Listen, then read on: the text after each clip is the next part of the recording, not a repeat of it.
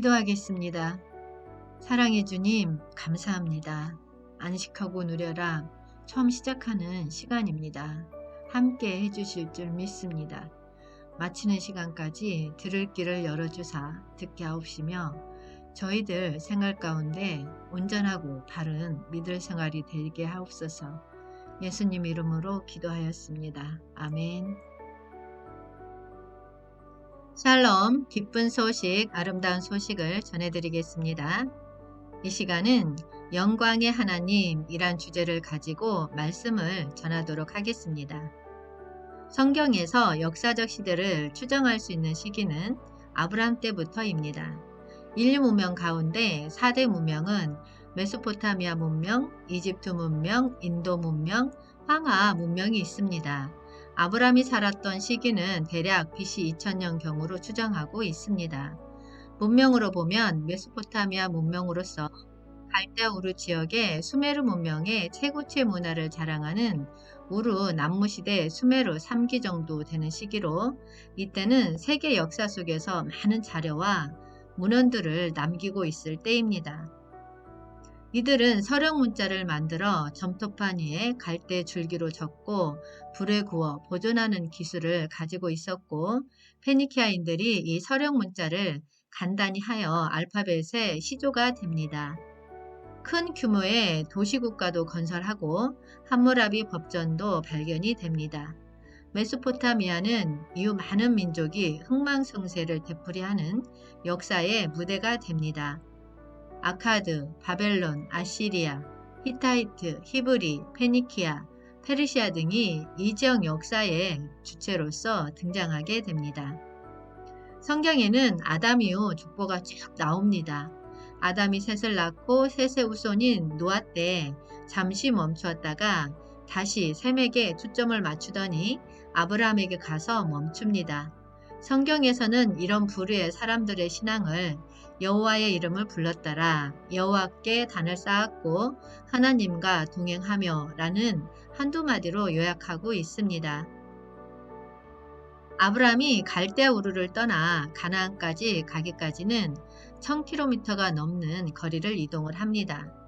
하나님은 문명과 문화의 중심지인 갈대아 우르에서 하나님에 대한 절대 충성을 방해할지도 모르는 친척 및 사람들과 환경으로부터 아브라함을 세상 가운데서 불러내시고 구별해내시는 것입니다. 아브라함은 갈대아 우르에서 영광의 하나님을 만나게 됩니다.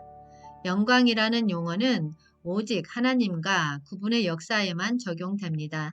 하나님께 도저히 가까이 범접할 수 없는 거룩함이나 눈을 뜨고 볼 수 없을 정도의 찬란한 광채가 난다는 것입니다. 영광이란 하나님의 임재를 실제로 느꼈을 때의 인간 인식의 총칭이라고도 말할 수 있습니다. 창세기 12장 2절 말씀에 내가 너로 큰 민족을 이루고 내게 복을 주어 내 이름을 창대하게 하리니 너는 복이 될지라. 아멘. 말씀하시고 그 민족을 이룰 수 있는 아들을 준다고 약속을 하십니다. 이후 너의 고향과 친척과 아버지의 집을 떠나 내가 내게 보여줄 땅으로 가라 말씀하십니다. 아브라함은 하나님이 어디로 가라고 하는지 모른 채 갈대아 우르에서 하란 땅으로 이치적인 변화를 가집니다. 지도에서 알 수 있듯이 가나안은 우르에서 직선으로 서쪽 대략 1000km 이상 떨어진 곳에 위치하고 있으며 그 중간에는 모래로 덮인 시리아와 아라비아 사막이 있는 곳으로 가족들과 함께 가축대를 이끌고 가기에는 불가능한 지리적 경로였던 것입니다. 아브라함은 하란에서 또 한 번 하나님의 음성을 듣고 하란에서 형과 아버지가 죽게 되고 아브라함은 롯을 데리고 가나안 땅으로 들어갑니다. 창세기 12장 6절에서 7절 말씀에 아브라함이 그 땅을 지나 세겜 땅 모래 상수리 나무에 이르니 그때 가나안 사람이 그 땅에 거주하였더라. 여호와께서 아브라함에게 나타나 이르시되 내가 이 땅을 내 자손에게 주리라 하신지라. 자기에게 나타나신 여호와께 그가 그곳에서 제단을 쌓고 아멘. 세겜은 에브라임 산지 에발산과 그리심산 사이의 한 성읍으로 예루살렘에서 북쪽으로 65km 지점에 위치하고 있으며 세겜의 서쪽에는 베델, 동쪽에는 아이성이 있습니다. 세겜은 야곱의 외삼촌 야곱이 외삼촌 라반의 집에서 돌아와 장막을 치고 단을 쌓은 곳이기도 합니다. 드디어 아브라함에게 하나님이 나타나셨습니다. 그가 올바른 장소에 왔다는 것입니다. 우리가 영적으로 올바른 위치에 서 있으면 하나님의 임재하심이 나타나는 것입니다. 창세기 12장 9절 말씀에 점점 남방으로 옮겨갔더라. 아멘. 아브라함의 신앙이 세상을 향해서 점점 내려가고 있다는 것을 포함하고 있습니다. 큰 은혜를 받고 나서 그곳에 오래 머무르지 못하고 기근이 심하여 애굽에 거류하려고 그리로 내려가는 동안에 부인을 동생이라고 아브라함은 거짓말을 해서 사라는 애굽 왕에게 넘어가게 됩니다. 창세기 12장 17절 말씀에 여호와께서 아브라함의 아내 사라의 일로 바로와 그 집에 큰 재앙을 내리신지라. 아멘. 하나님은 그 애굽 왕궁에 재앙을 내렸습니다. 애굽 왕이 사라를 풀어주게 되고 아브라함과 사라는 결국 많은 재산을 가지고 애굽을 나오게 됩니다.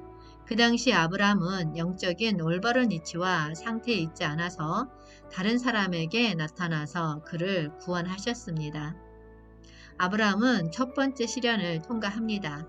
아브라함은 이 과정에서 나의 삶의 모든 주권은 내가 계획한 대로 이루어지는 게 아니라 하나님의 뜻 안에 있다는 것을 배우게 됩니다.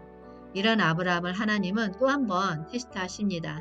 은과 금과 가축이 풍성하니까 부자가 되고 확장되니까 아브라함과 롯의 목자들이 서로 다투게 됩니다. 창세기 13장 9절, 10절, 11절 말씀에 내 앞에 온 땅이 있지 아니하냐 나를 떠나 가라. 내가 자하면 나는 우하고 내가 우하면 나는 자하리라. 그러므로 롯이 요단 온 지역을 택하고 동으로 옮기니 그들이 서로 떠난지라. 아브라함은 가나안 땅에 거주하였고 롯은 그 지역의 도시들에 머무르며 그 장막을 옮겨 소돔까지 이르렀더라. 아멘. 우리가 주 예수를 믿고 믿음으로 살아가도 꼭 시련이 있다는 것입니다.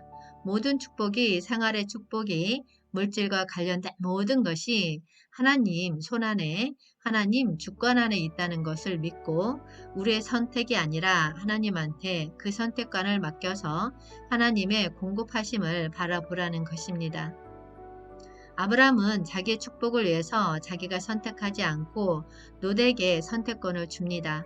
롯은 소돔 근처의 땅을 취합니다. 주님 오시옵소서. 한영되는 훈련하라. 전국복음 전파하라. 회복하라. 새 예루살렘 이룩하라. 기쁜 소식, 아름다운 소식이었습니다. 기도하겠습니다. 믿음 생활을 하면서도 저희들 세상 가운데로 나가기도 하고 시련을 힘들어하기도 합니다. 주님, 이런 연약한 저희들 강건하게 될 수 있도록 도와주시옵소서. 감사합니다. 예수님 이름으로 기도하였습니다. 아멘.